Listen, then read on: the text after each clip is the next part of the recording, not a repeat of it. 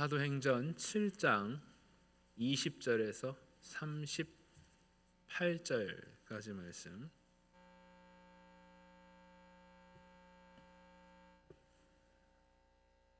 본문이 긴 관계로 우리 한 절씩 교독하도록 하겠습니다. 그때 모세가 났는데 하나님 보시기에 아름다운지라 그의 아버지의 집에서 석 달 동안 길리더니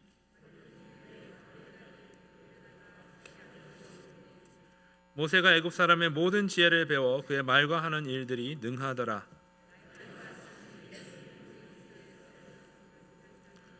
한 사람이 원통한 일 당함을 보고 보호하여 압제받는 자를 위하여 원수를 갚아 애굽 사람을 쳐 죽이니라.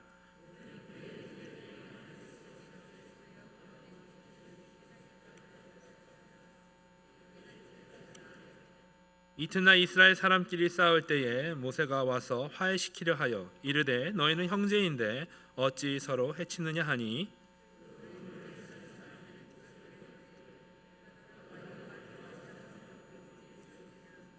내가 어제는 애굽 사람을 죽인과 같이 또 나를 죽이려느냐 하니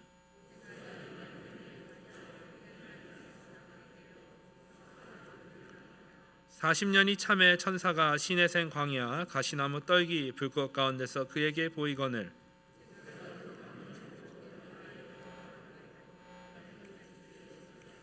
나는 내 조상의 하나님 즉 아브라함과 이삭과 야곱의 하나님이라 하신대 모세가 무서워 감히 바라보지 못하더라.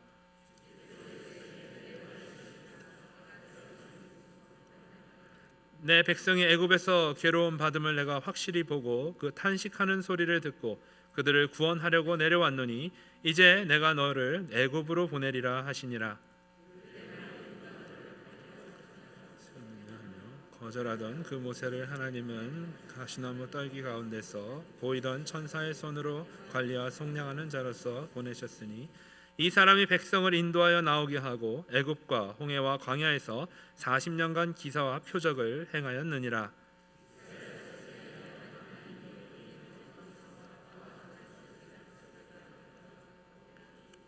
함께 읽습니다. 시내 산에서 말하던 그 천사와 우리 조상들과 함께 광야교에 있었고 또 살아있는 말씀을 받아 우리에게 주던 자가 이 사람이라. 아멘.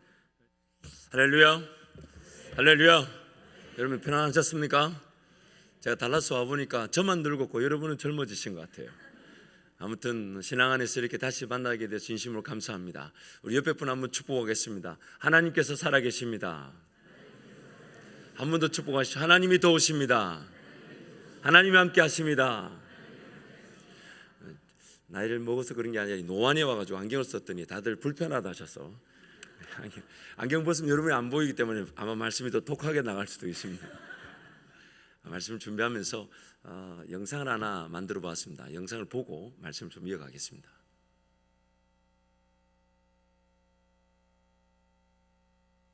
성령 하나님은 인생의 어느 순간에 있든지 우리를 도우실 수 있으십니다. 우리를 깨닫게 하실 수 있고 우리를 알게 하실 수 있고 또 우리가 하나님을 경험하게 하실 수 있으십니다. 성장하게 하시며 성숙하게 하시고 하나님 나라를 위해 살아갈 수 있도록 도우십니다. 성령의 불로 말입니다. 그래서 우리의 삶에 그 성령의 불로 함께 하셔서 우리로 하여금 그 성령의 역사와 은혜를 경험하게 하시죠. 그래서 우리 삶에 그 역사를 도우기를 원하십니다. 성령의 불이 우리 삶에 그 하나님 나라를 위해 살아갈 수 있도록 열정과 동기부여와 은혜를 나타내실 수 있습니다. 그런데 이렇게 불이 가까이 와도 우리 삶이 불이 붙지 않을 수가 있다는 겁니다. 성령의 불이 이렇게 역사하시는데도 불구하고 우리 삶에 불이 붙지 않습니다. 하나님을 경험하기를 원하고 하나님을 알아가기를 원하고 하나님 그분 뜻대로 살기를 원하며 하나님 나라 위해 의를 위해 먼저 그 나라와 그 의를 구하며 살아가기를 원합니다. 그래서 성령 하나님의 도우심에 구하고 간구하고 사모하지만은 불이 붙지가 않습니다. 동기부여가 되지 않습니다. 일이 되지가 않는 거예요. 살아야 되는 건 알지만 말씀 읽어야 되는 걸 압니다. 기도해야 되는 걸 압니다. 예배 드리는 걸 알지만 불이 붙지가 않습니다. 왜 그럴까요? 그것은 바로 물에 젖어 있는 장작나무처럼 세상에 젖어 있을 수 있기 때문입니다. 세상에 젖어 있다 보니 세상의 문화의 시간이 뺏기고 세상의 것들의 물질이 뺏기고 세상의 것들의 삶이 쓰여지다 보니 아무리 성령의 불이 갖다 대어줘도 불이 붙지가 않는 것입니다. 마치 길가에 씨가 뿌려졌지만 그 마귀가 쳐가듯, 돌밭에 씨가 뿌려졌지만 뿌리가 자라지 못하듯, 가시밭에 씨가 뿌려졌지만 성장하지 못하고 열매를 맺지 못하듯, 성령의 불이 붙지만 성령의 불이 붙지 않는 물에 젖은 장작이 뿌리 붙지 않듯 세상의 문화와 오락과 습관, 심지어 육신의 것, 죄의 것들에 길들여져 있고 물들어져 있어서 성령의 불이 잘 붙지 않는 것입니다. 반면 하나님과의 그 동행을 통해 하나님 말씀을 묵상하며 하나님께 늘 달려나와 깨어 기도하며 하나님의 뜻이 우리에게 제일 소중하고, 하나님의 뜻이면 어떤 길도 생기게 되고, 하나님의 뜻이면 불가능한 것도 가능하게 되고, 하나님의 뜻이면 닫힌 문도 열어주신 줄 알아서 하나님께 은혜를 구하고 하나님께 예배하며, 그래서 평상시에는 그렇게 큰 기적들이나 능력이 나타나지 않는 것처럼 보이지만은 하나님 말씀을 붙들고 살아가며 하나님께 시간을 또 물질을 구별하여 드리고 하나님의 주인 되심을, 하나님 되심을 이렇게 인정하고 예배하며 살아가다가 어느 날 성령 하나님이 불을 붙여주시면 기다렸다는 듯이 내 인생이라는 이 장작이 마치 기름에 쩔어 있어서 성령 하나님이 갖다 댄 것뿐인데 어마어마한, 뜨거라. 성령 하나님이 저 얼굴 보이시나요? 성령 하나님이 어마어마한 역사로 우리와 함께 하실 수 있다는 것입니다. 세상에 물들어져서 마치 물에 젖은 장작이 타지 않는 것처럼 성령의 역사를 기대하고 사모하지만 그 열정과 동기부여, 신앙의 성숙과 성장이 일어나지 않는 것도 안타까움이죠. 그러나 주님과 함께 동행하면서 섬김의 기회, 헌신의 기회, 희생의 기회, 물질을 내어 드릴 수 있음이 감사하고 시간을 구별하여 하나님을 찬양하며 예배할 수 있음이 즐거움이 되는 삶은 언젠간 반드시 그 성령의 불이 임하게 되면 그가 하나님과 함께 살아왔던 그 모든 것들이 마치 기름에 젖은 장작이 불이 닿자마자 활활 타오르는 것처럼 하나님의 역사를 보게 됩니다. 근데 오늘 우리 교회 안에서 더욱 안타까운 게 있습니다. 그게 뭐냐면 세상에 물들지도 않았지만 또한 성령 하나님께 물들지도 않아서, 그러나 헌신해야 되는 걸 알고 수고해야 되는 걸 알고 자신을 내어드리지만 처음부터 불이 잘 붙지 않습니다. 성령 하나님의 역사로 살아가는 걸 알고 신앙생활 합니다. 그러면서 세상과 구별된 삶을 죄를 짓지 않고 시간을 함부로 쓰지 않고 물질 함부로 쓰지 않습니다.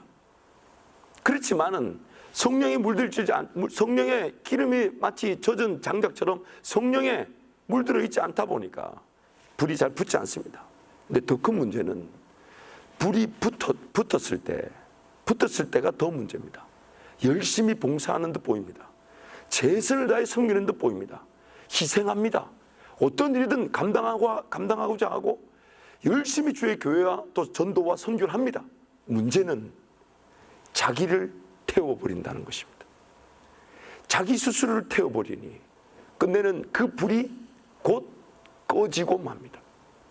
성령 하나님께 온전히 사로잡힌 성령의 기름 부음 안에 거하고 성령의 그런 역사 안에 동참하는 사람들은 자기를 태우지 않습니다.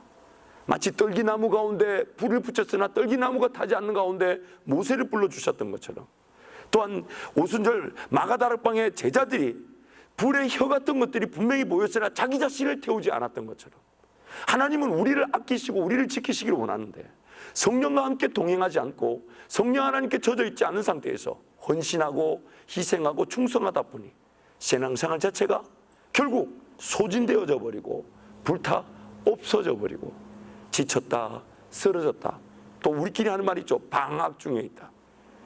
그런 신앙의 어려움들이 일어날 수 있다는 것입니다. 오늘 본문 말씀 보면 그 모세는 애굽의 왕궁의 그 왕자로 자랐지만 그가 이스라엘 백성, 노예로 있는 이스라엘 백성 중에 한 사람이라는 걸 분명히 알고 있었습니다. 23절 보니까 자기 백성을 돌볼 생각이 났다. 자기는 왕궁 아래에서 왕자로 자랐지만 노예 중에 있는 이스라엘 백성이 자기 민족이라는 걸 알고 있었어요. 심지어 25절을 보면 하나님께서 자기를 통해 이스라엘 백성들을 구원할 것이라는 사명도 분명히 인지하고 있었습니다. 하나님께서 자기를 통해 이스라엘 백성들, 자기 백성들을 구원할 것이라는 사명까지 알고 있었지만 그러나 그는 실패했습니다. 광야로 갔습니다. 왜입니까? 하나님의 분명한 사람이란 정체성, 이거 가지기도 쉽지 않잖아요, 그렇죠? 그리고 자기 사명을 깨닫는다, 발견한다, 그것도 보통 은혜가 아닙니다. 그런데 그런 정체성이나 사명을 분명히 인지하고 있던 모세가 실패한 이유가 뭡니까? 자기 방식대로 그 사명을 이루려고 했다는 것이에요. 오늘 우리 삶을 한번 솔직하게 한번 대해 보시자고요. 솔직하게. 오늘 내 삶을 한번 솔직하게 들여다봅시다. 내 삶을 어렵게 만든 것이 무엇 때문입니까? 하나님이 살아계시지 않기 때문에 어려워졌습니까?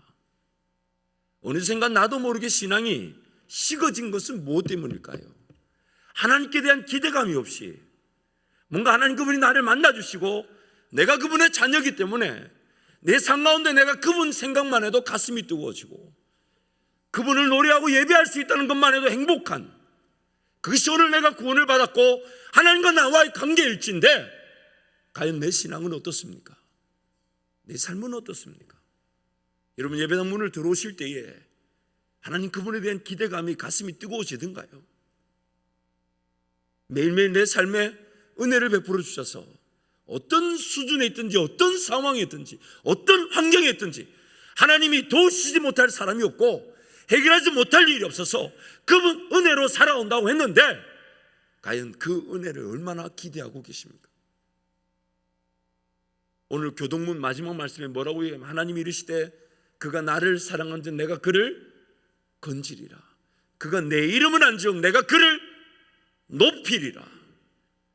그 하나님이 지금 나와 함께하고 계시고 우리의 삶이 언제 끝날지 모르나 그날이 되면 우리 모두는 하나님을 만나게 됩니다. 하나님을 만나게 됩니다. 저희 교회는 보니까 지난 1년 동안 저도 교회에 적응을 했던 것 같아요. 아직 적응 다 못했어요. 죄송하지만 성도들도 누가 누군지 모르고 또 연세 드신 분 계시면 왜 이렇게 많이 돌아가시는지. 발인 예배도 지난 겨울에 보니까 제가 32번을 드렸더라고요. 발인 예배만 32번에 나머지 갔다 한 2번 했어요.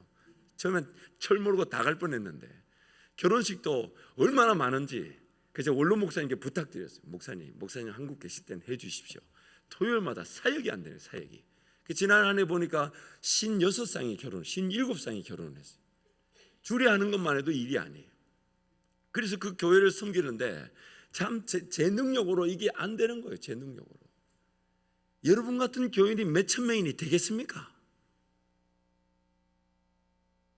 말을 못 알아들으셨나 뭐예요. 요즘 웃어야 될 때 웃어야 되는 거 잘 모르시는가요? 여러분 좀 이상해지신 것 같아요. 정말 제 힘으로 되지 않아요. 그래서 저도 하나님 은혜가 필요한데 저도 모르게 제가 제 에너지를 쓰다 보니까 지금 허벅지에 냉증도 오고 어깨도 시리고 또 이 머리는 왜 이렇게 빨리 씌워졌는지 모르겠어요. 저만 늙었지 여러분은 얼마나 이렇게 젊어지셨는지. 그런데 그 발인 예배를 드릴 때마다 그 성도들 신앙을 고백하시며 삶을 마무리한 성도들을 볼 때마다 너무 부러워요. 너무 부러워요. 이제 주님 안에서 안식하게 되는데 그래서 저는 그 발인 예배 드릴 때마다 꼭 전하는 말씀이 있습니다. 그게 뭐냐면 데살로니가 전서에 보면 형제들아 자는 자들에 관하여 너희가 알지 못하기를 원치 않는다. 자는 자들. 이 세상에서 사랑하는 가족들, 성도들 이제 막 헤어지는 줄 알았을 거예요. 그렇죠? 눈을 감고 헤어지는 줄 알았는데 방금 눈을 감았는데 또 보니까 내 앞에 나를 구원하신 예수 그리스도가 서 계신 내 앞에. 내 인생이 끝날이 언제일지 모르지만은 주님 섬기며 살다가 어느 날 나도 모르는 날 어쩌면 그런 날이 되었으면 좋겠어요. 그날도 여전히 내 삶의 주인 되시는 하나님 앞에 내가 내 삶을 갖다 놓고 하나님 오늘 또 어느 길로 인도하시든 주님 따라가기를 원하며 어떤 은혜를 주시든 그 은혜가 나를 새롭게 하실 것이고 오늘 하나님 나와 함께 하지 않으시면 어제까지 감당했던 일도 감당이 안 되니 하나님 은혜를 달라고 아둥바둥거리며 그 기도의 자리에 가려고 하는데 누군가 내 어깨를 잡으면서 이제 그만해도 된다고, 내 사랑하는 주님이 나를 그렇게 안아주신 그날을 우리는 기대하고 삽니다. 기대하고 삽니다.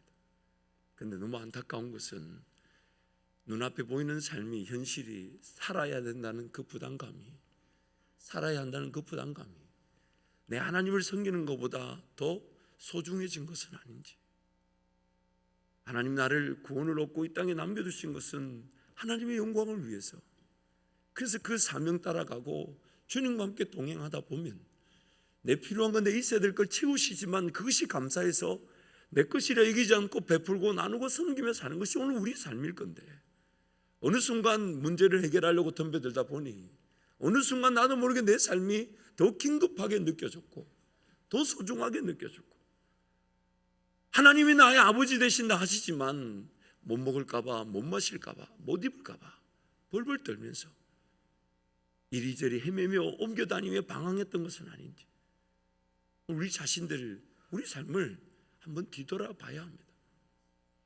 언제일지 모르지만 우리 모두 하나님 앞에 서게 되지만, 그러나 하나님 말씀에 의하면 우리는 살아도 주를 위하여 살고 죽어도 주를 위하여 죽는데, 그래서 사나 죽으나 주의 것인데, 그래서 이 삶이 주님께 내어드리게 되면 주의 일하심의 기회가 되고, 이 삶이 주님께 내어드리게 되면 주님이 주인공이 되어주시고 역할을 감당하시면서 역사를 이루시는 무대가 될 텐데, 어느 순간 나도 모르게 내가 내 삶을 붙들고 내 삶의 주인인 양, 내가 내 삶을 돌보지 않으면 죽을 것처럼 여기면서 그렇게 사라질 수 있더라는 겁니다. 어떤 사람이 예수님 찾아와서 율법의 대강령, 율법의 첫째 되는 계명이 무엇입니까? 물을 때 예수님이 이렇게 말하십니다. 내 마음과 정성과 뜻과 목숨, 힘을 다하여 주 너의 하나님을 사랑하라. 하나님이 세상을 지으셨을 때 오늘 우리에게 바라셨던 게 그거였습니다. 그거였어요. 사람이란 존재는 몇째 날 창조되었습니까? 주일학교 안 나오셨죠? 몇째 날 창조되었습니까? 여러분, 이 설교가 길어지는 것은 목사 잘못이 아닙니다. 반응을 보여주지 않는 여러분 때문에 목사는 못 알아들었나 싶어 또 반복하다 보니까 설교가 길어져. 그냥 빨리빨리 대답을 하셔야 돼요. 오늘 점심 드시고 싶으시거들랑 빨리. 몇째 날 창조됐다고요? 한 명 대표 말고요. 우린 6째 날 창조됐죠. 그런데 그러면 사람이 눈을 떠본 다음 날, 첫째 날은 무슨 날입니까? 무슨 날입니까? 안식일이었어요. 하나님은 뭔가 우리하고 일을 하기 위해 우리를 지은 게 아니에요.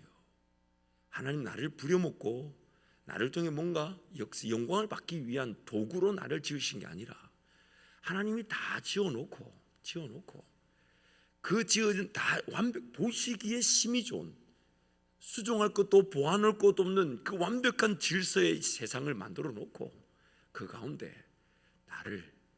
나와 함께 동행하시면서 내가 부르는 찬양이면 행복해 하시고, 내가 드리는 예배면 즐거워하시고, 내가 하나님 은혜만을 구하기 위해 기도하면 그걸로 만족하시는 그 세상을 나를 위해 지으셨던 겁니다.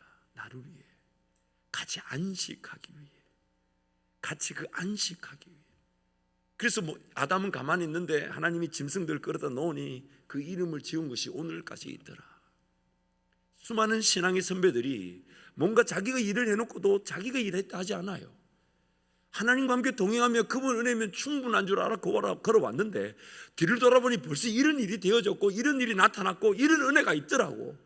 내가 한 것이 아니라 이것은 오직 예수께서 하신 것이라. 이건 내가 산 것이 아니라 오직 내 안에 예수께서 사신 것이라. 그것이 바로 하나님이 이 세상을 지으셨고 저와 여러분을 지으신 목적입니다. 그걸 끝까지 이루시기 위해 제 가운데 뒹굴고 있는 죄인으로 죽어 마땅한 나를 끝까지 찾아오신 분이 하나님이십니다.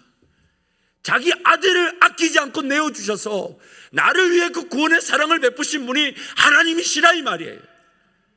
하나님 그분의 선택과 그분의 계획에 따라 지음을 받았고 계획되어져 있었기 때문에 그러나 제 가운데 태어나 하나님을 모르는 나를, 나와 관계없이 나를 불쌍히 여기셔서 나를 통해 영광을 받기로 계획하신 그 계획을 이루기 위해 예수 그리스도 그 아들까지 희생하시면서 구원하셨는데, 오늘 우리는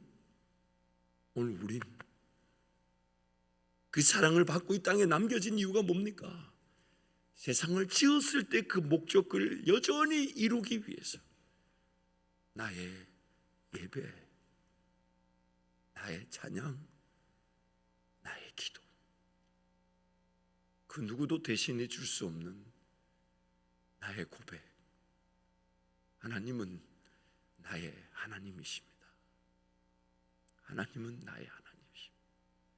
그래서 그분께 나의 최선이 내 삶이 아니라 나의 최선은 하나님을 예배하는 것, 나의 마음이든 정성이든 뜻이든 힘이든 목숨까지 하나님을 최선을 다 예배하면 하나님 그분이 내 삶을 인도해 가시면서, 그래서 보이지 않는 게 당연하죠. 왜요? 나는 모르지만 나를 위해 무궁무진한 계획을 갖고 계시니, 그래서 믿음의 세계라 그러시며, 너는 나만 보면 된다고, 너는 나만 보면 된다고.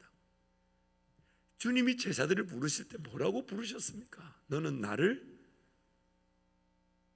저녁까지 갈까요 오늘?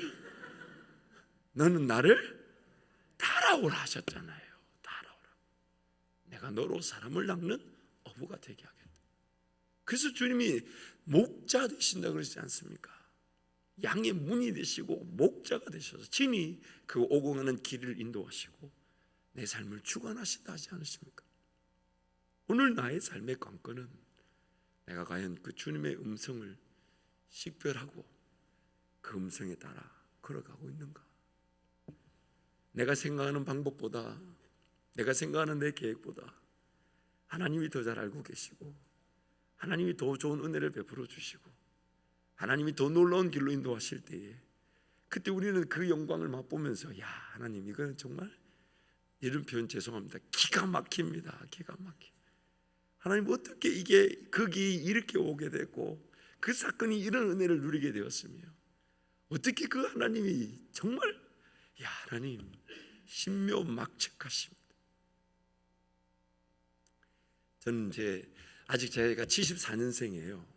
처음에 저희 교회 갔더니 부목사님이 14분이 계신데 모두 저보다 나이가 많으셨어요. 지금도 7분은 저보다 나이가 많으십니다. 참 죄송해요. 참 마음이, 참 이 젊은 놈이 이젠 젊진 않았어요. 노안에 와가지고 이제 보니까 제 아내가 그러더라고요. 이젠 더 이상 젊은 놈이라 하지 마라 그러더라고요. 그것도 착각이라고. 어쨌든 제가 그 교회 그때 그 길을 가게 된 건 정말 하나님 인도하시면 갈 수가 없었어요. 정말 하나님이 앞서 걸어가기를 바라고 무릎을 꿇었을 뿐인데 하나님이 인도해서 저는 순종하며 갔습니다. 여러분 아시다시피 제가 LA로 다시 돌아가서 거기서 이제 들으신 분 있겠지만 방송국에 이래봬도 이 목소리로 방송국 아나운서를 했어요. 아나운서란 발음도 안 되는데 아나운서를 했어요. 왜냐하면 참 저를 이렇게 제안을 하실 때에 평생에 제가 무슨 아나운서를 하려고 생각이나 해봤겠어요? 지금 그래도 이게 많이 좋아진 거예요. 말도 느려지고 그런 이상한 속어나 유어나 사투리 안 쓰잖아요. 제가 옛날에 방송을 하는데 게시판에 막 질문이 올라왔어요. 참 은혜되고 좋은데 못 알아듣는 말들이 좀 있대요. 그게 뭐냐 그랬더니 쎄때 여러분 아시죠? 경상도 분들은 다 아십니다. 쎄때 열쇠꾸러미입니다. 그 집에 가면 아버지가 쎄때 있다 그러면 쎄때 들고 와서, 그렇죠? 그런 말들. 제가 방송 사역할 인물이 아니에요. 아닌데 그 방송국 대표 목사님이 저에게 방송 사역을 제안하실 때 감히 내가 할 수 있겠나는 마음이 컸지만 그 대표라는 목사님이 심한 대구 사투리를 쓰는 걸 보면서 아무나 할 수 있는가 보다. 아무나 할 수 있는가 보다. 그 방송 가보니까 대표 목사님과 저만 심한 경상도 사투리를 쓰고 다 KBS, MBC 공채 아나운서들만 이렇게 앉아 있더라고. 그러면서 저를 보면서 어떻게 왔냐는 식으로 쳐다보더라고. 새벽에 제가 새벽 5시 생방송을 했어요. 새벽 기도 가시는 분들 많이 들으셨는데 제가 이제 몰랐던 게 뭐냐면 제 목소리가 원래 좀 크지 않습니까? 그렇죠? 요즘 좀 작아진 건데 목소리 크다 보니까 마이크 대고 막 얘기하다 보니까 나중에 방송에 녹음돼서 들어보니까 3분의 1을 못 알아듣겠더라고요. 하이피크를 때려가지고 막 무슨 소리가 하는지 몰라. 근데 정말 제가 방송국 갈 인재가 아니잖아요. 그런데 2011년 12월 1일 날짜로 방송국에서 저에게 이제 전임 사역을 제안하셨어요. 그래서 제가 참 1년이라는 시간 동안 사실 그 LA를 가게 된 계기가 있습니다. 달라스에서 떠나서 버지니아로 갔는데 버지니아 이건 교회 사역의 형편이 맞지 않아 제가 기도하는 중에 12월 말쯤 되니까 LA에 계셨던 목사님 한 분이 전화가 오셨어요. 교회 사역 같이 했으면 좋겠다고. 안 그래도 지금 교회 사역지를 놓고 기도하고 있는데 이제 전화가 왔으니 이건 정말 하나님 뜻이다 해서 버지니아에서 짐을 다 싸가지고 이삿짐도 이렇게 알아보니까 마침 뭐 한 2집만 채워지면 떠나는 이삿짐이 준비차가 있더라고. 그게 시를 보내고 이제 비행기 티켓 들고 이제 집에 텅텅 비은 거예요. 텅텅 비어서 이제 3일 뒤인가 뭐 그렇게 되면 이제 LA를 가는데 그 목사님 다시 전화가 왔어요.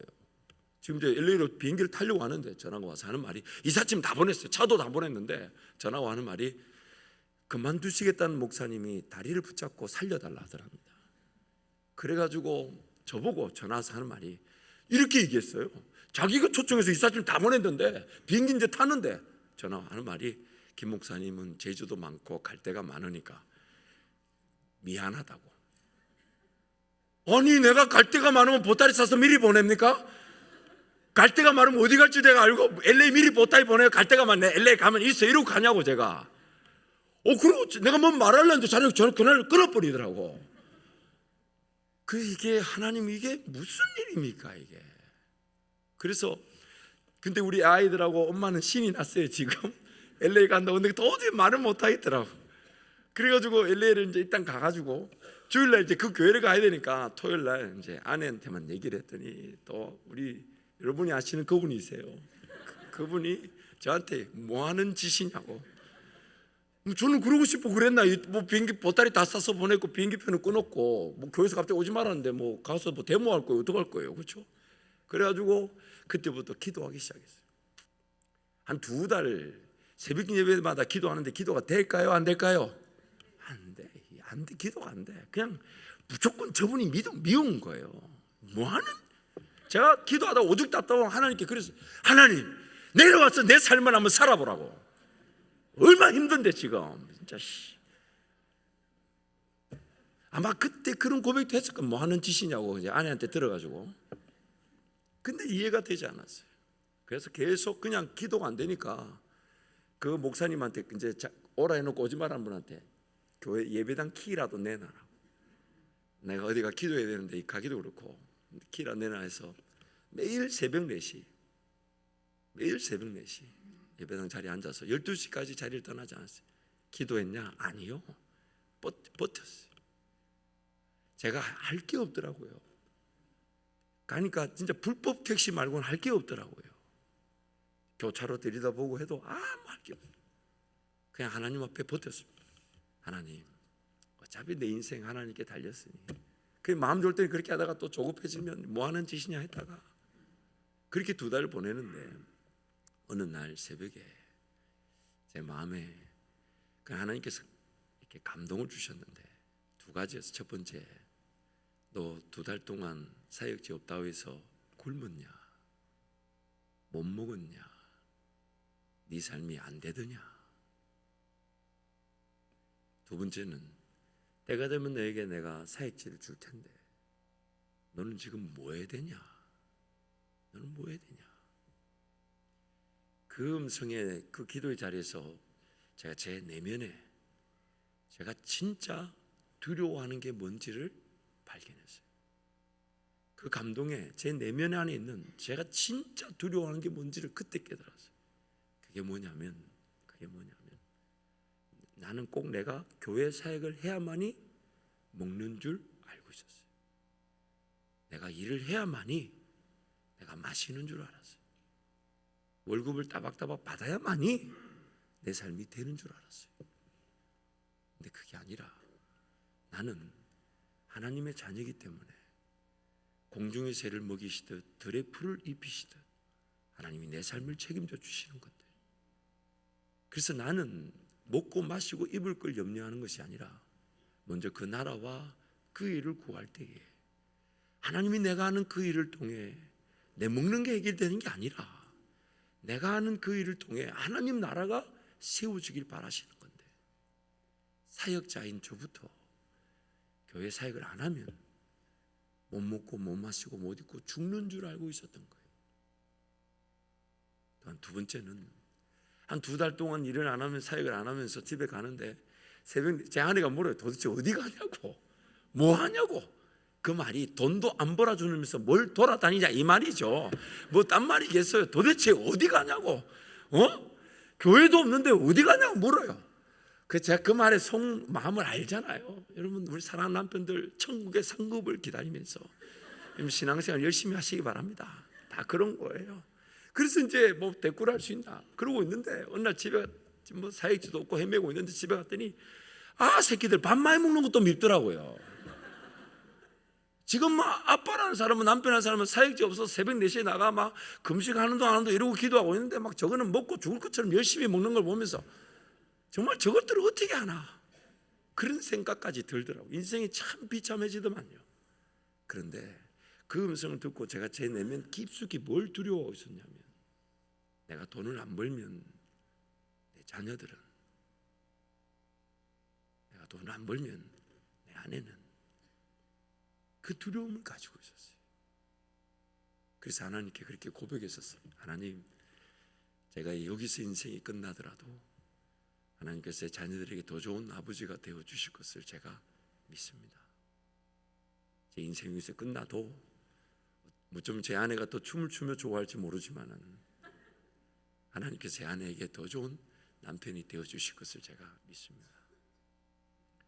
그 기도로 이제 그때부터 정신 차리고 기도하고 말씀 읽고 연구하고 낮에 나가서 길거리 나가서 전도하기 시작했어요. 뭐 커피숍 앉아서 전도하고. 왜냐하면 내가 이 땅에 존재하는 이유가 목사기 때문에 그런 게 아니라 우리 모두는 하나님 만나니까, 하나님 내 삶을 책임져 주시니까. 그래서 하나님 앞에 뭐 맡겨놓고 전도하기 시작하던 것이 이제 방송국으로 가게 됐어요. 그 파트타임을 하다가 이제 12월 1일 날 전임사에 가게 됐어요. 그래도 그날 새벽에 가서 감사하잖아요. 얼마나 감사해요. 사역 없던 중에 이리저리 빌빌거려 돌아다녔는데 이제 전임사역이 시작됐으니, 그래서 새벽 기도를 하면서 하나님, 드디어 제가 1년이라는 시간에 헤매다가 이렇게 전임사역을 하게 됐습니다. 하나님 감사합니다. 이렇게 기도하는데 제 마음에 무슨 단어가 떠올라, 무슨 문장이 떠올랐냐면, 너는 교회 안의 사역자야, 이런 마음이 떠오르는 거예요.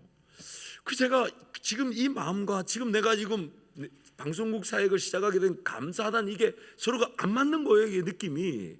그리고 너는 교회 안의 사역자다, 마귀가 좋다고 하기에는 조금 내용이 너무 좋잖아요. 그렇잖아요. 그게 처음에 내 욕심이, 근데 지금 쟤는 진심을 다해 교회 사역이 없던 중에 교회 사역이 열려져서 그거 감사하다고 있는데, 너는 교회 안의 사역자다, 이게 지금 안 맞잖아요. 이게 안 맞아요. 여러분이 안 믿어도 안 맞아요. 그래서 이거 간간히 생각하다가 저 혼자 결론을 어떻게 냈냐면, 제가 간 방송국이 미주 복음 방송, 광고도 없습니다. 오직 복음만 전하는 방송이니까, 미주 복음 방송도 교회야, 복음만 전하는 교회, 나는 지금 교회로 가는 거야, 이렇게 결론을 딱 내려버렸어요. 그리고 이제 새벽기도를 마치고 그날 우리 대표 목사님이 첫날이라고 아침 식사를 사주시겠다고, 아침 식사 안 하는데 저한테 이제 이런저런 물으시다가 질문이 이제 요지가 뭐냐면, 이제 시작하게 됐으니까 김 목사 한번 열심히 해보자 이거거든요. 그리고 질문이 어떤 계획을 가지고 있냐, 혹시 해보고 싶은 게 있냐 이라고 물었는데, 제 첫 마디가 저도 모르게 뭐라고 나왔냐면, 저는 교회 안의 사역자입니다, 이렇게 말하니까 순간 한 2, 3분 정적이 흐르면서 저도 이게 뭐하는 짓이냐, 지금 첫날인데. 그래서 그 목사님도, 근데 그게 좀 아리까리하잖아요. 방송국 기다 아니다 이게 뭐 잘 모르잖아. 그래서 제가 뭐 대충 마무리하고 하루 종일 그 말이 머릿속에 떠나질 않았어요. 그리고 집에 갔더니 아내가 오늘 어떠냐고 물어봐서 이런 일이 있었다 그랬더니 제 아내가 그러더라고요. 몰랐냐고, 당신은 교회 안에 있을 때가 제일 행복했다고 그렇게 말하면서 지금 오늘 시작한 전임 사역지에 대해서 아니라는 거예요. 저 사람 뭘 결정하면 아니라 그러더라고. 그래서 이제 그래, 그렇다면 우리 오늘 시작했지만 오늘부터 한번 교회로 돌아가자고 기도하자. 하나님이 은혜를 주셨으니 이거 잘 감당하면서 하나님 교회로 돌아갈 수 있도록 은혜를 달라고 한번 기도해 보자. 그래서 이제 가정예배 드리면서 계속 그렇게 기도했죠. 한 달쯤 지나니까 기도 제목이 마음에 사라지지 않을 뿐만 아니라 저도 모르게 기도하는데 뭐라고 툭 나왔냐면, 하나님 교회 안으로 돌아가되 2013년 이 1년 한 해가 가기 전에 교회로 돌아가게 해주십시오 라고 말하고 기도하고 보니까 기도 제목이 너무 좋은 거예요. 그냥 언젠가일지 모르는 그 막연한 그날에 교회로 돌아가는 게 아니라 기도하는데 1년 안에 돌아가게 해달라. 와, 이거 좋다. 그래서 아내하고 저하고 둘이서 그래, 1년 안에 돌아가도록 기도하자. 그래서 기도했습니다. 그리고 좀 지나는데 마음이 불이 꺼지지가 않는 거예요, 그 기도 제목이. 그래서 어떻게 기도했냐면, 하나님 이 양 돌아가게 된다면 어른 사역도 좋지만 청년들, 특히 대학생들을 한번 맡아보게 해주십시오. 그들과 함께 삶을 한번 뒹굴어보고 잘 안 바뀌는 50대 60대 때문에 고민하지 않게 해주십시오. 왜요? 싫어요? 저도 거의 다 가고 있습니다만 두렵습니다. 꼰대라 불릴까봐 두렵고, 지독하게 안 바뀌는 걸 제가 이민생활하면서 경험했잖아요. 배단이 모 장로교회라고. 어쨌든 그렇게 기도했습니다. 그러니까 야, 이거 좋다. 대학부. 그러고 있는데 또 기도 제목이, 하나님 제가 배운 리더십 스킬이라든지 경험이든 지식을 쏟아붓고 한번 뒹굴게 해주십시오. 그렇게 기도했어요. 그래도 어느 날 한 10개월쯤 지났어요. 그렇게 기도하고 있는데 우리 지금 원로 목사님이신 그때 담임 목사님이 그때 한 2번 방송국에서 제가 인터뷰하느라고 뵀던 적이 있었습니다. 그리고 한국교회도 제가 가서 저녁 예배 설교를 한 적이 있었는데 10월 달에 저에게 전화가 오신 거예요. 시계를 보니까 한국 시간 새벽 3시예요. 나중에 보니까 우리 목사님은 매일 새벽 2시부터 5시 3시간을 기도하셨어요. 그 교회 부흥이 그냥 되는 게 아닙니다, 여러분. 그냥 커지는 게 아니에요. 근데 새벽 3시에 전화 와서 저한테 뭐라 하시냐면, 자기가 3년 뒤에 은퇴니까 우리 교회에 와서 사역하면서 한번 하나님의 뜻을 확인해 보면 어떻겠냐, 그렇게 얘기하시는데 12년 가깝게 미국 살았죠. 아이들 한국말 잘 못하지. 참 선뜻 대답하기가. 그래서 여러분, 우리 종종 거절하기 힘들 때 하는 말 있잖아요. 기도해 보겠습니다 하고 그날 기도 안 했어요. 아내한테 얘기도 안 했어요. 했다면 또 큰 욕 먹을까 싶어가지고. 근데 그 다음날 똑같은 시간에 또 전화가 왔어요. 근데 이번에는 뭐라고 얘기하냐면, 2013년이 가기 전에 결정해 주면 좋겠고, 대학부를 맡아서 김 목사가 배운 리더십 스킬과 기술과 경험을 쏟아붓고, 말이 다 끝나지 않는데 그 말이 우리가 기도했던 그 순서대로 얘기하시는데 제 마음에 단어가 하나 떠올랐어요. 출발. 그래서 집에 가서 사모님한테 얘기했더니 막 눈물을 흘리고 일주일 동안 말을 안 해요. 진짜 지옥도 그런 지옥이 없어요. 진짜 부인 여러분들 제발 남편 좀 그만 핍박하시고 좀 사랑해 주시기를 축복합니다. 어쨌든 뭐 눈물을 흘리고, 근데 제가 말했던 그거는 저와 자기만 아는 건데 하나님이 거기다 가르쳐 줘가지고, 그 나중에 한국 결정 나서 가면서 저한테 막 따져묻더라고요. 미국에서라고 왜 빼놓고 기도했냐고. 그걸 내가 뭐 알았나, 그럴 줄. 제가 그걸 뭐 빼고 안 빼고 할 줄 알았나요? 기도하다 저도 발견한 건데 저한테 그 미국에서라고 단어 빼놓겠다고 뭐라 하는지 지가지 그러면. 어쨌든 하나님이 그 한국으로 돌아가게 해서 3년 뒤에 확인하려고 했던 그 담임 목사를 10개월 뒤에 하나님이 확인하고 또 후임 목사로, 또 작년 10월 달에 담임 목사로 서게 하셨습니다. 그런데 제가 그 후임 목사로 여러분 이제 우리 배단위 장로교도 그런 은혜를 주실 텐데 해보니까 참 좋더라고요. 미리 뽑아놓고 한 2-3년 담임 목사의 그 보호 아래 부목사 사역을 하면서 교회를 알아가고 담임 목사 되니까, 제가 담임 목사 된 다음에 이렇게 걸어가는 일에 이미 교인들하고 아니까요. 그 큰 힘이 되더라고요. 여러분, 우리 목사님이 지금 현재 오늘 하나님 은혜로 이 자리에 계신 것은 교회를 위한 하나님의 놀라운 능력입니다. 그래서 여러분 이제는 목사님과 함께 앞에 딱 보시되 베다니 장로교회에 하는 귀한 주의 종을 보낼 수 있도록 목사님의 기도와 헌신과 또 이끄심을 통해 세우지. 그 기간도 얼마 남지 않았어요. 제가 보니까 그 길지 않은데 어쨌든 제가 그 기간을 보내보니까 우리 원로 목사님 저를 얼마나 사랑해 주시는지 몰라요. 제가 그 사랑이 아니면 못 견뎠을 거예요. 뭐 사람들이 얼마나 많이 비교하겠어요, 그렇죠? 그래서 제가 보니까 이건 내 힘으로 안 되겠다. 그래서 하나님께 기도해서 하나님, 이건 제 힘으로 안 됩니다. 도와주세요.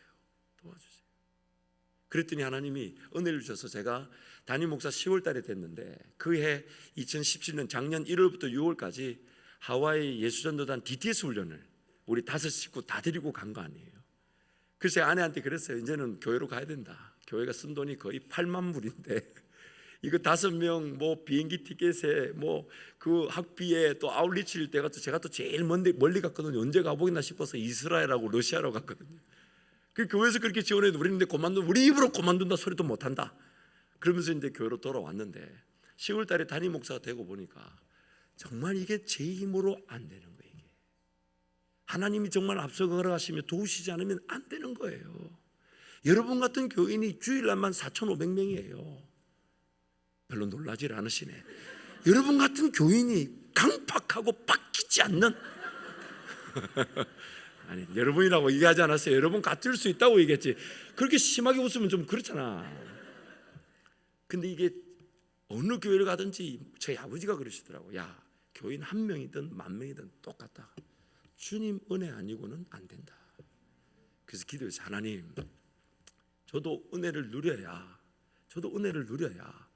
이 사역을 감당하지 않습니까? 저도 은혜를 누려야. 하나님, 나한테는 어떤 은혜가 필요합니까?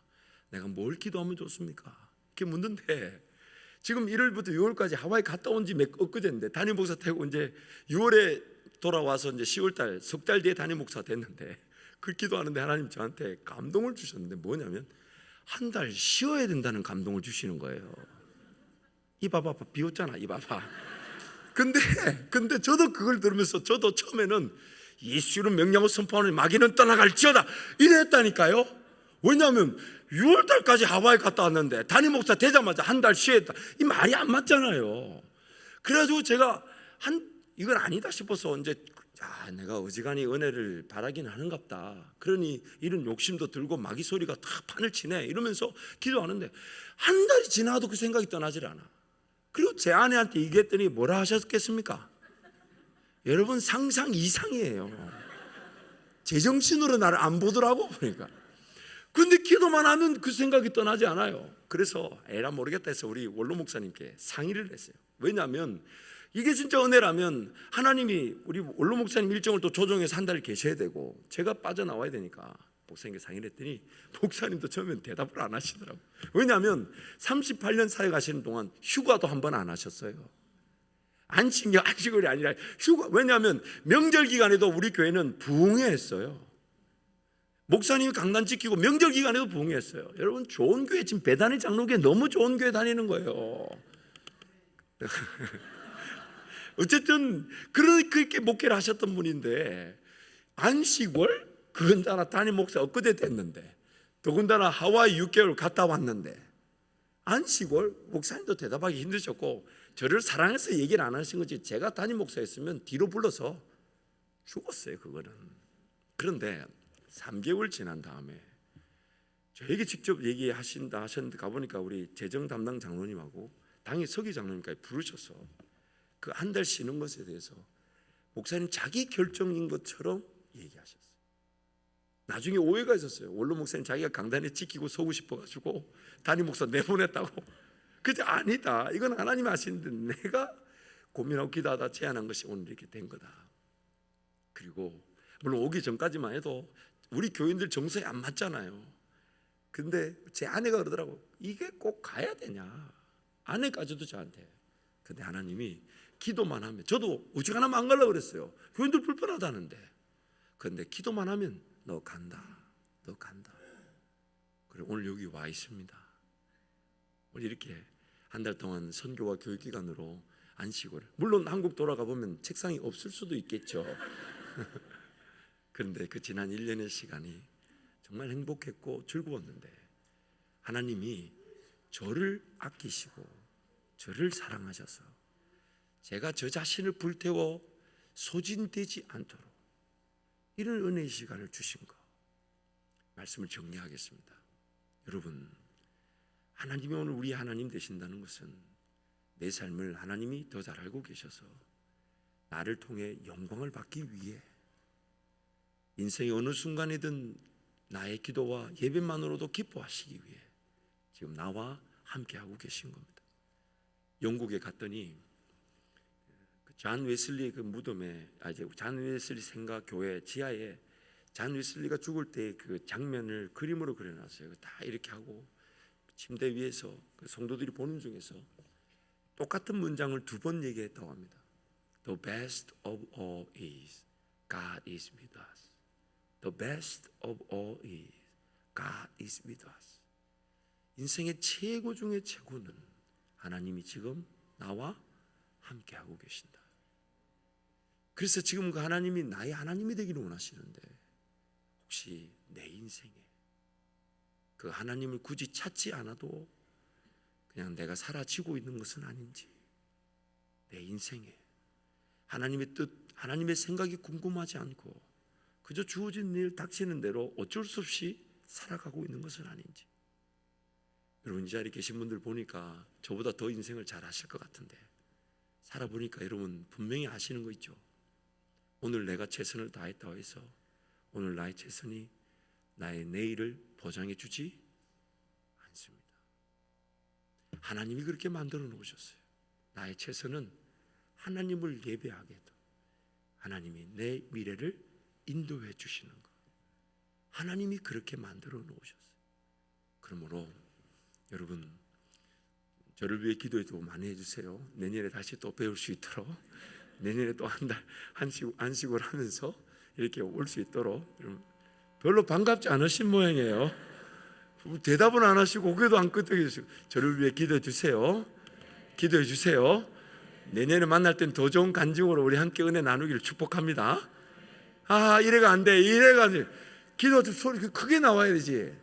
그리고 또한 저 역시 여러분을 기도하지만 여러분, 오늘부터 우리 다시 한 번 더 정말 하나님이 살아계신다면 하나님, 제 능력으로 제 삶을 살기보다 하나님 능력으로 제 삶을 살아갈 수 있도록 하나님 도와주십시오. 전도서 말씀 보면 이런 말씀이 있습니다. 전도서 7장 말씀에 한번 띄워주시죠. 전도서 7장 함께 갑니다. 네, 함께 이거 아니고 전도서 함께 갑니다. 시작. 내가 깨달은 것은 오직 이것이라. 곧 하나님은 사람을 정직하게 지으셨으나 사람이 많은 깨들을 낸 것이니. 이게 지금 이 다음 이 세 번역에서는 이렇게 번역이 되어 있습니다. 함께 갑니다. 그렇다. 다만 내가 깨달은 것은 이것이다. 하나님은 우리 사람을 평범하고 단순하게 만드셨지만 우리가 우리 자신을 복잡하게 만들어 버렸다는 것이다. 하나님은 우리를 단순하게, 왜요? 하나님만을 바라보고 예배하면 되는 것으로 만들어 놨는데 우리가 우리 삶을 살기 위해, 그 영어로 보면 God made man upright. 그 upright라는 말이 정직 혹은 correct, 바르다, righteous, 의롭다, 그리고 simple, 단순하다는 뜻이거든요. 근데 man made life complicated라고 번역한 성경도 있고, man has gone in the search of many schemes. 자기가 수많은 인생의 방법을 찾아서 사라져 버렸다는 거예요. has gone in search of many schemes. 우리 인생이 하나님만 바라볼 수 있도록 만들어 놨는데 그저 이거 하면 잘 될 것이 그냥 착각하고 그거 덤벼들고, 이거 하면 괜찮겠지 하고 이거 하고 덤벼들어. 그래서 잠언 말씀에 이런 말씀이 있어요. 사람의 눈에는 필경 바르게 보이나 사망의 길일 수 있다. 14장과 16장에 이 말들이 영어든 원어이든 한글이든 단어 하나, 글자 하나 틀리지 않고 똑같은 구절이 2번 등장합니다. 14장과 16장에 사람의 눈에는 필경 바르게 보이나 사망의 길일 수 있다. 생각해 보십시오. 어려웠을 때, 인생이 힘들었을 때, 힘들 줄 알고 어려울 줄 알고 그 길을 선택해 걸어간 사람이 어디 있습니까? 그럴 줄 몰랐잖아요. 그렇게 인생이 어려울 줄 몰랐잖아요. 그렇게 변수를 당하고 힘들 줄 몰랐잖아요. 30년 전에 여러분이 배다른 장로에 예배드릴 줄 알았습니까? 달라서 계신 분들은 아무도 없어요. 진짜인가 보네요. 하나님만을 예배하도록 지어져 있습니다. 하나님만을 찬양하도록 지어져 있습니다. 하나님만을 바라보지 않으면 인생이 방황을 피할 수가 없어요. 끝도 없이 추락합니다. 끝도 없이 추락해요.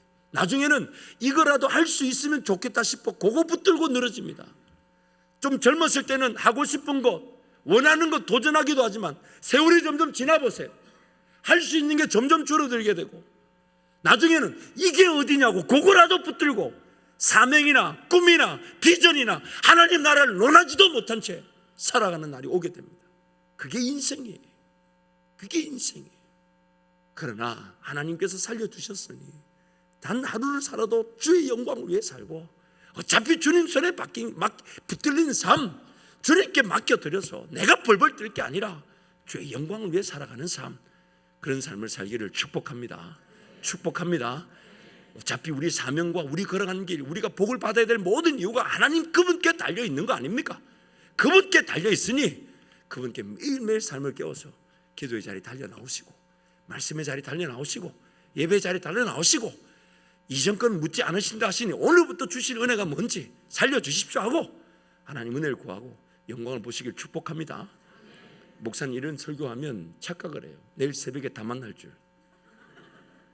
이렇게 얘기하는데도 우리가 얼마나 강박하면 새벽을 깨우기가 힘들어. 침대하고 늘어붙어져 가지고. 여러분 천국 가면 실컷 잡니다. 그만 자세요. 나중에 세월 지나면 아무것도 한 것도 없는데 잠도 안 온 날이 오게 돼요. 사명 따라 걸어가고 하나님 나라 영광을 위해 살아가고 내 가진 것, 내 부족한 것 여러분 걱정하지 마세요. 하나님은 내 가진 것에 하나님 나라 제한받지 않으십니다. 내 없다고 해서 하나님 나라 일이 안 되는 게 아니에요. 하나님이 일하실 수 있으시니까 하나님만 바라보시고 주의 영광의 길을 걸어가기를 축복합니다. 이 시간 한번 통성으로 기도하겠습니다. 여러분 기도하실 때 하나님 저를 불쌍히 여겨주십시오. 내 인생의 마지막 날이 언제일지 알지 못하나 그날까지 하나님과 멋진 동행을 한번 이루어 살아가게 도와주십시오. 하나님의 꿈으로 불타는 인생 되게 해주십시오. 내 할 수 있다, 내 가진 것 없다 이런 내 형편에 좌우되지 않고 하나님이면 하실 수 있으십니다. 하나님이면 없는 길을 만드실 수 있고 하나님이면 불가능을 가능케 하실 수 있고 하나님은 어떤 길을 우리 가운데 홍해길을 가르쳐라도 길을 나타내실 수가 있으십니다. 그럼 하나님 내 인생 하나님만이 필요합니다. 하나님 은혜로 살아갑니다. 하나님 도와주옵소서. 우리 주님 간절히 세 번 찾고 한번 통성으로 기도합니다. 주여 주여 주여. 하나님 아버지 그 놀라운 사랑과 은혜를 진심으로 감사합니다. 오늘 우리의 예배를 예배답게 인도하실 분이 하나님이시며 우리의 삶을 도우실 분도 하나님이십니다. 하나님 우리 모두를 만나 주옵소서. 하나님의 영광에 우리의 모든 시선이 고정되어지게 하여 주옵소서. 주와 함께 동행하며 주님 인도하시는 그 길을 순종하며 어느 길이든 좋사오니 아버지 하나님의 나라를 위하여 살아가고 남겨진 나의 인생이 하나님을 예배하며 그분을 기뻐하며 그분을 즐거워하는 우리 모든 복된 인생 되게 하여 주옵소서. 하나님 주의 음성을 식별할 줄 알게 도와주십시오. 인간의 욕심과 세상의 자랑과 마귀의 소리를 물리치게 하여 주시고 오직 성령 하나님을 따라 심고 성령 하나님 따라 열매를 거두는 하나님의 나라 진정한 안식의 삶 가나안 땅의 삶을 살게 하여 주옵소서. 하나님 우리 배단의 장로기를 축복합니다. 박종호 목사님 이영미 사모님 모든 성도를 축복하오니 영육간의 강건함으로 붙잡아 주시고 주의 놀라운 영광의 일을 걸어가는 주의 은혜를 누리게 하여 주옵소서. 주와 함께 그 영광을 맛보게 하여 주십시오. 우리 배단의 장로기를 통하여 이 땅 하나님 나라가 회복되어지게 하여 주옵소서. 죽어가는 영들이 주께로 돌아오게 하여 주시고 예수 알지 못했던 자들이 예수 만나게 해 주옵소서. 119 새성령 사역을 통하여 그들이 진정한 인격적인 하나님을 만나게 도와주시며 하나님 모든 성도가 하나님 나라 열정을 가지고 복음을 향하여 걸어갈 수 있도록 하나님 은혜를 베풀어 주옵소서. 그 영광을 그 사랑을 기대하오니 하나님 간섭하여 주시고 하나님 더 놀라운 주의 영광과 그 은혜의 시선을 고독하며 주님 만날 수 있도록 은혜를 베풀어 주옵소서.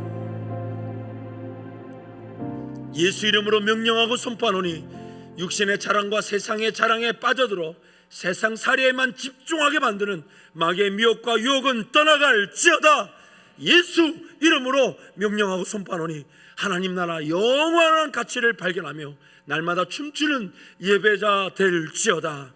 하나님 아버지, 은혜와 사랑을 진심으로 감사합니다. 사랑하는 우리 배단위 장로교회, 또 박중물 이영미 사모님, 또한 귀한 성도들 인내하며 주님 바라보며 지켜주신 은혜 진심으로 감사합니다. 하나님, 저희들은 하나님 은혜가 필요합니다. 하나님의 은혜면 충분합니다.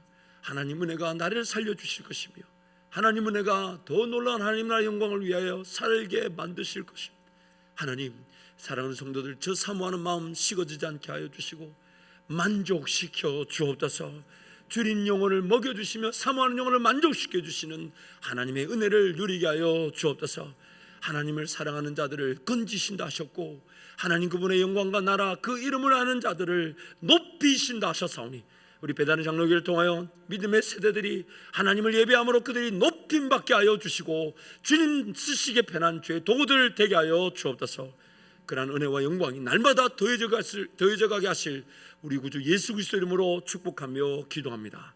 아멘.